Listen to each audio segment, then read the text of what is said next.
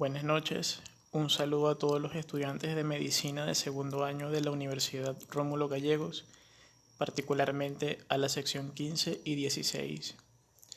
Espero que todos se encuentren muy bien. Mi nombre es Daniel Gamarra. Yo seré su docente de microbiología durante este año académico. En esta oportunidad veremos la introducción a la microbiología, que es el primer tema del programa de esta asignatura. ¿Cómo podemos definir la microbiología?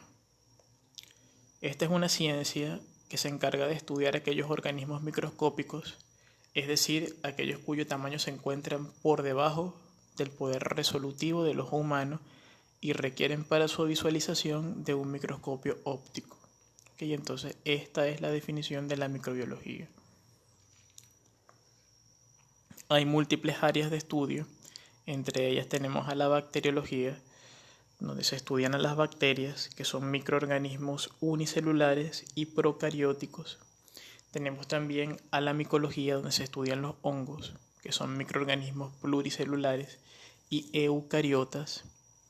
Tenemos también a la virología, donde tenemos una serie de microorganismos que no pueden clasificarse en ninguno de los apartados anteriores, ya que sus características son tan peculiares que deben ser estudiados aparte.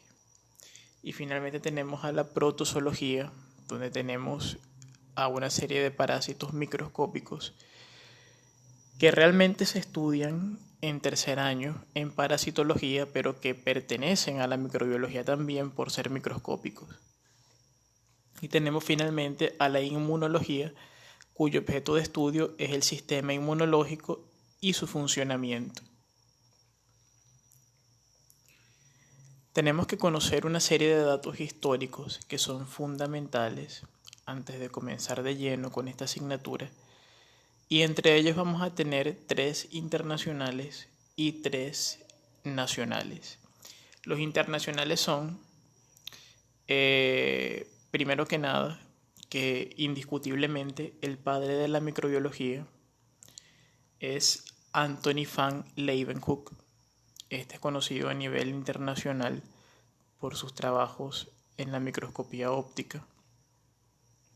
Este fue un comerciante holandés, un comerciante de telas, que a pesar de carecer de formación académica y científica, este tenía una gran afición por los lentes y la microscopía. Este fue perfeccionando las técnicas de tallado de las lentes hasta que consiguió poder visualizar múltiples estructuras microscópicas en distintas muestras que fue tomando de múltiples medios, y fue el primero en describir los primeros microorganismos, a los cuales denominó animálculos. Él describió por primera vez a los espermatozoides, a los glóbulos rojos, a los primeros protozoarios y a las primeras bacterias. Posteriormente, en el año 1828, se introdujo el término de bacteria en manos del microscopista alemán llamado Christian Gottfried Ehrenberg. Este fue un científico alemán dedicado a la microbiología que aportó muchísimo a la microbiología. Finalmente tenemos al descubridor de los virus, quien es Martinus Weijerinck, también un holandés, pero sí con formación científica, docente de una de las universidades más importantes de Holanda, y que sus aportes fueron fundamentales para el descubrimiento y la descripción de los virus. Finalmente tenemos una serie de datos nacionales, como lo son que el 6 de noviembre de 1891 es fundada la Cátedra de Bacteriología y Parasitología de la Universidad Central de Venezuela bajo la dirección del doctor José Gregorio Hernández, quien es el pionero de la microbiología en Venezuela. Y en 1902, Rafael Rangel, quien fue discípulo de José Gregorio Hernández, fue nombrado primer director del Laboratorio de Histología y Bacteriología del Hospital Vargas de Caracas.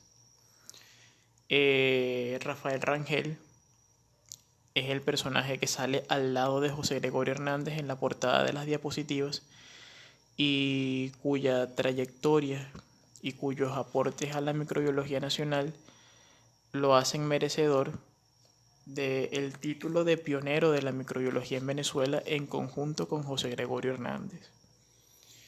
Finalmente, en 1953 es fundada la Sociedad Venezolana de Microbiología. Ya para adentrarnos más en el tema, tenemos el árbol filogenético de la vida, basado en 3 dominios: el dominio bacteria, el dominio de las arqueobacterias y el dominio eucaria o eucariota. Es fundamental que ustedes conozcan estos 3 dominios para así poder clasificar a los microorganismos. Los que vamos a estudiar durante este lapso y el segundo, todos clasifican en el dominio bacteria, que básicamente, como su nombre lo indica, son bacterias, microorganismos procariotas. Ya cuando estudiemos a los hongos, que son microorganismos pluricelulares, y eucariotas, estaremos estudiando el dominio eucaria. Pero por ahora estudiaremos al dominio bacteria, donde están todas las bacterias gram positivas y gram negativas, que estudiaremos más adelante y ustedes sabrán qué es eso. Ya la estructura de las células procariotas es fundamental para entender todo lo que es la bacteriología. La célula procariota es una célula mucho más primitiva en comparación con la célula eucariota, mucho más simple, a excepción de la membrana celular. En la membrana celular de la célula procariota se llevan a cabo procesos muy complejos, los cuales no se dan en la membrana citoplasmática de la célula eucariota. La célula eucariota ya todos ustedes la han estudiado en histología y en biología de bachillerato, porque es la célula humana. La célula eucariota es la célula que portamos todos los seres humanos y que sabemos cuáles son todas sus características.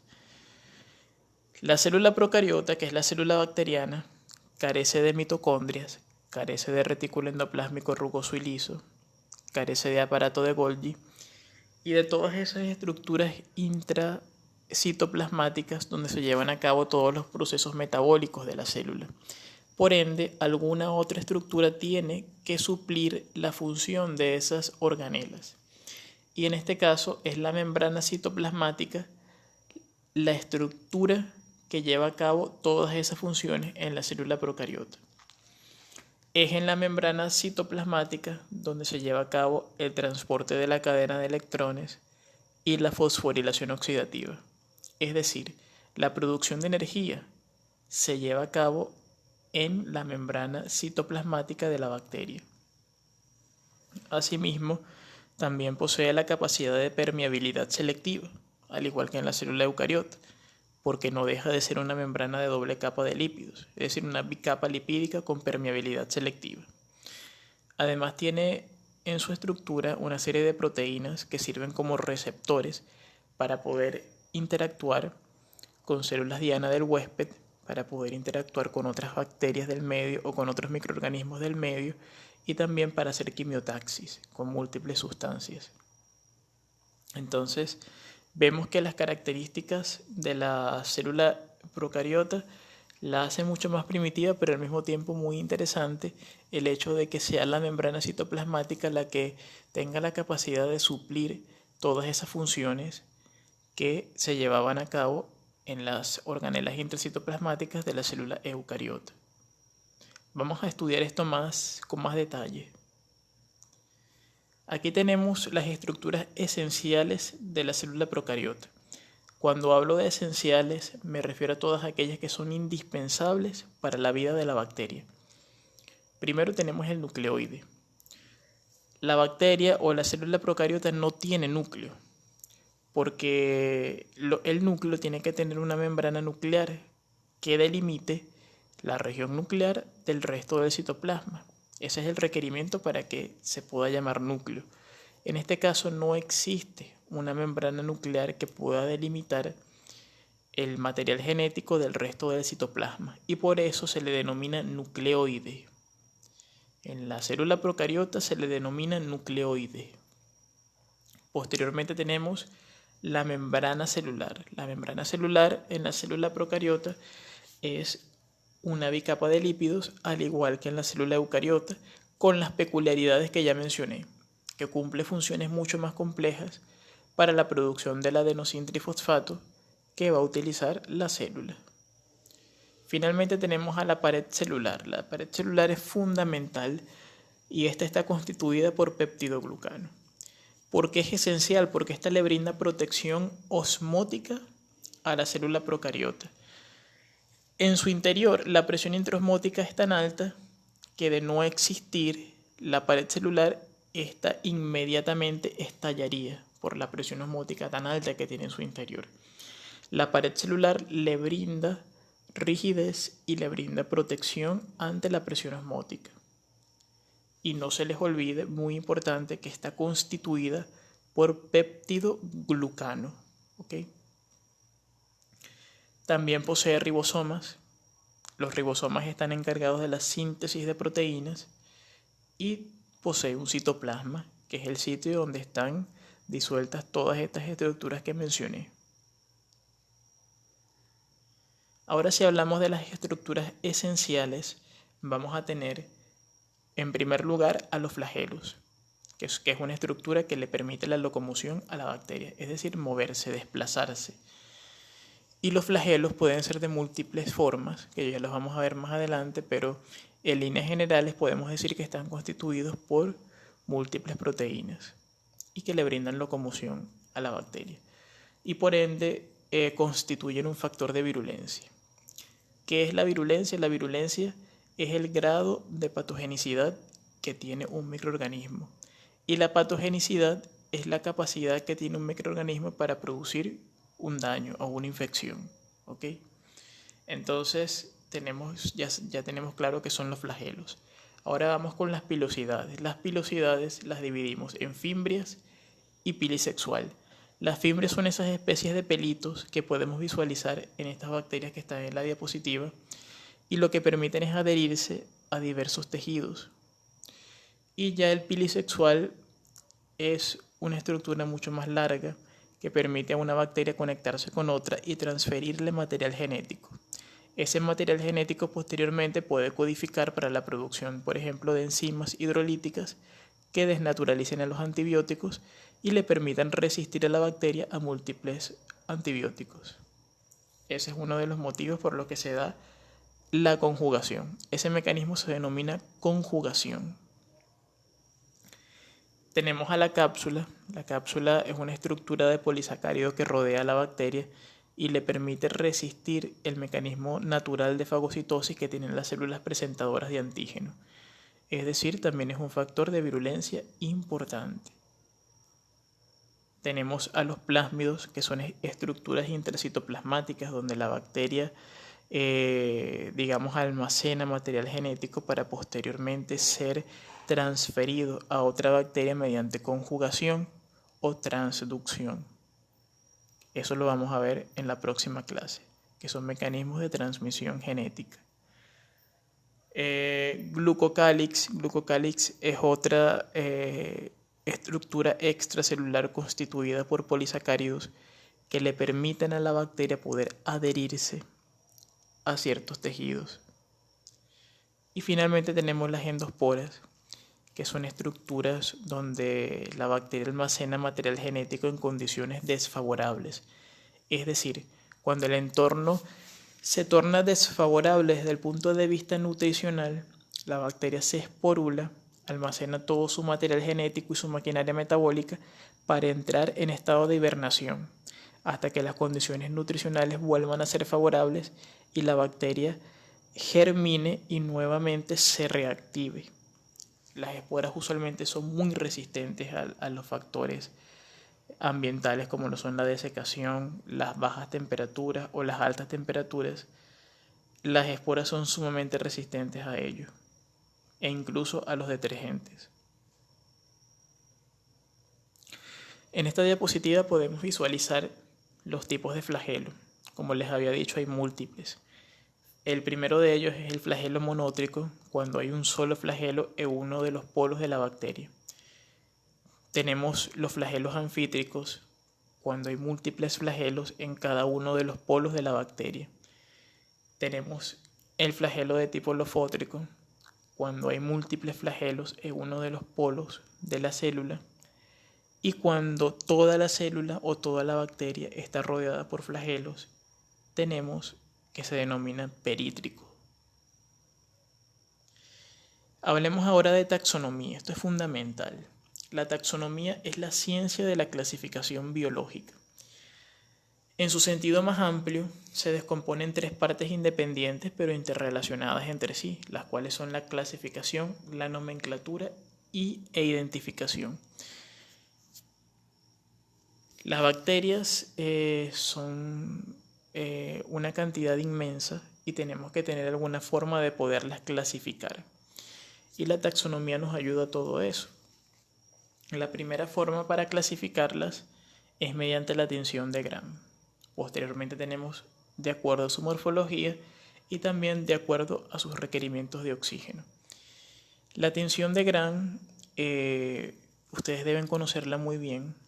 Este es un mecanismo de tinción empleado en microbiología y nos permite diferenciar o clasificar a las bacterias en Gram negativas y Gram positivas de acuerdo a la estructura de la pared celular. Para esto vamos a utilizar 4 reactivos, 2 colorantes, un fijador y alcohol. Los 2 colorantes son el cristal violeta y la safranina, el lugol, que es el fijador, y el alcohol. El primer paso es tomar el cultivo del microorganismo y hacer un frotis. Finalmente a eso se le coloca el cristal violeta, que es el primer colorante. Posteriormente se lava con agua, posteriormente se aplica el lugol para ser fijado, se vuelve a lavar con agua y se aplica posteriormente la safranina para después volverse a lavar. En este caso se decolora con alcohol y finalmente se visualiza bajo el microscopio. Si la muestra o si los microorganismos se tiñen de color violeta, se denominan Gram positivos. Y si por el contrario se tiñen de rosado o de rojo, se denominan Gram negativos. ¿A qué se debe esto? A que las bacterias Gram positivas tienen una pared de peptidoglucano gruesa y eso hace que retengan mucho más el cristal violeta que el rojo de safranina. En cambio, las bacterias Gram negativas tienen una capa de peptidoglucano delgada y eso hace que no retengan el cristal violeta, pero sí el rojo de safranina. Entonces, bacterias violáceas, Gram positivas. Bacterias rojas o rosadas, Gram negativas. Esa es la clasificación en base a la tinción de Gram. ¿Ok? De acuerdo a su morfología vamos a tener que pueden dividirse en bacilos, cocos, diplococos, estafilococos cuando tienen formas de racimos, estreptococos cuando son cadenas, vibrios cuando son en forma de coma, espirilos cuando tienen forma de sacacorchos y estreptobacilos cuando son bacilos en cadenas. ¿Okay? Los cocos son formas redondeadas, los diplococos son 2 cocos unidos y los estafilococos tienen formas de racimos de uvas. Finalmente tenemos a la nomenclatura. ¿Qué es lo que busca la nomenclatura? Básicamente darle nombre a los microorganismos. La parte que da más dolor de cabeza en la microbiología es poder memorizar los nombres. Pero esto se logra repitiendo y leyendo muchísimo. Tenemos una serie de parámetros a la hora de hacer nomenclatura, como lo son reino, filum, clase, orden, familia, género y especie. Pero en este caso, a nosotros nos importa sobre todo familia, género y especie para el estudio de la microbiología médica. Por ejemplo, tenemos al Streptococcus mutans, cuya familia es la familia Streptococcaceae. El género es Streptococcus y la especie es mutans, es decir, Streptococcus mutans.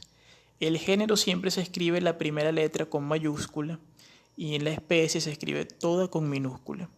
El género siempre describe alguna característica, bien sea morfológica, o alguna característica de quien la descubrió, y ya la especie habla más del sitio, el tejido que invade o de sus características de virulencia o de patogenicidad.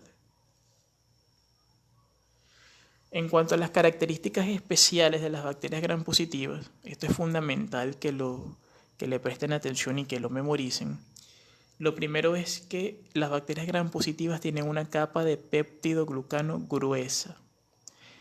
Recuerden que la pared celular de las bacterias está constituida por péptidoglucano y en las bacterias gram positivas es gruesa, y eso es lo que hace que retengan el cristal violeta, que es el colorante violeta de la tinción de Gram y que permite que sean clasificadas como gram positivas.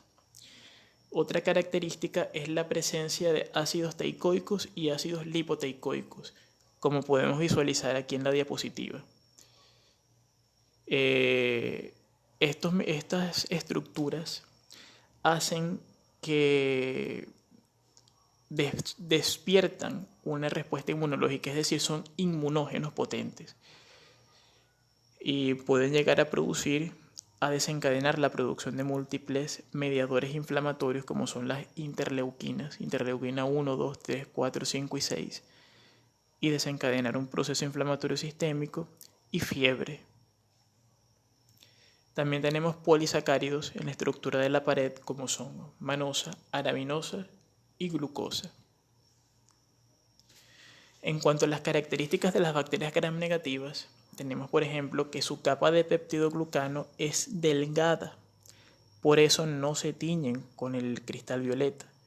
En cambio, sí lo hacen con el rojo de safranina y por eso se les clasifica como gram negativas. Tienen una membrana externa, es decir, además de tener una membrana intracitoplasmática y una pared, tienen una membrana externa. Y en el medio de las dos membranas tienen algo que se denomina espacio periplásmico. Y en ese espacio periplásmico está la delgada capa de peptidoglucano. Además tienen lipopolisacáridos, que es algo similar a los ácidos teicoicos y lipoteicoicos, pero un poco más potente desde el punto de vista inmunógeno, y se les denomina endotoxinas, las cuales son liberadas una vez que se destruye la bacteria y son muy tóxicos para el ser humano y desencadenan procesos inflamatorios e inmunológicos. Las lipoproteínas están presentes también en la pared celular de las bacterias gram negativas. Cuando hablamos ya de la división celular de las células procariotas, cabe destacar que ellas no se dividen por mitosis como las células eucariotas, sino que lo hacen por fisión binaria. La fisión binaria consiste en que previamente hay una duplicación del material genético de la bacteria para posteriormente formarse un tabique y hacer una división. Ese tabique es dependiente del mesosoma. El mesosoma es una invaginación de la membrana citoplásmica y que permite posteriormente la tabicación de la bacteria y la división en dos. Existe la curva de crecimiento bacteriano que ustedes deben conocer, la cual tiene 4 etapas. La primera de ellas es una fase latente o de adaptación, donde básicamente el microorganismo se está adaptando a su entorno. Posteriormente se da la etapa de crecimiento exponencial o la fase exponencial, donde el microorganismo se divide y se replica a una gran velocidad dependiendo de la especie y del género. Eso va a depender de eso el tiempo. Pero aquí se está replicando de forma vertiginosa y esto se da porque las condiciones nutricionales del medio son abundantes, es decir, son bastante favorables para la bacteria. Posteriormente se le acaban los recursos, las condiciones nutricionales se vuelven desfavorables y entra en una fase estacionaria. De no modificarse esa situación, pasa a la cuarta fase, que es la de muerte celular o declinación. Bueno, esto ha sido todo por esta oportunidad. Espero que sea de mucha utilidad. Ya para la próxima clase profundizaremos esto y hablaremos de inmunología, que es un tema donde haremos muchísimo énfasis en este primer lapso. la discusión yo espero que sea el día jueves o el día viernes para aclarar las dudas de todo este tema y espero también que hayan comprendido la mayor parte de lo que dije en este video. Sabemos que este mecanismo tiene sus desventajas, pero tenemos que adaptarnos mientras no tenemos la oportunidad de hacer encuentros presenciales. Muchas gracias por su atención y bueno, estaremos conversando mediante WhatsApp el día de la aclaratoria de las dudas. Que pasen buenas noches.